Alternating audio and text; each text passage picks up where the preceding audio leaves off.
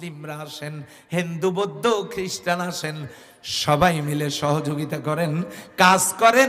যদি নিজের কপাল ভালো হোক চান, ইন্নাল্লাহা লা ইউগাইয়িরু মা বিকওমিন হাত্তা ইউগাইয়িরু মা বিআনফুসিহিম।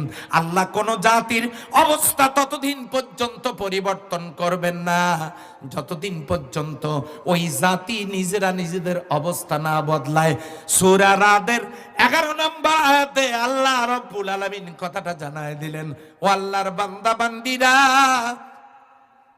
যদি চান ভাগ্য বদল করতে, মুসলমান মায়ের সন্তানেরা নামের আগের দিকে মোহাম্মদ লাগালেন, সাইনবোর্ড লাগালেন, নবীর নামটা ব্যবহার করলেন, মোহাম্মদ অমুক লিখলেন, কিন্তু আপনি কোন মোহাম্মদ? যদি মোহাম্মদের উপরে নাজিল করা কোরআন আপনি না মানেন, তাহলে নামের আগের দিকে মোহাম্মদ লেখাটা জালিয়াতি ছাড়া আর অন্য কিছু নয়। এই জন্য কোরআনের আইন চালু করতে হবে। কিভাবে হবে? যারা চালু করতে চায় তাদের সাথে শামিল হইতে হবে। যে হুজুর তাতেই কি হবে? হ্যাঁ হবে। কেমনে হবে দেখেন, আপনাদের বাইসাইকেল নাই?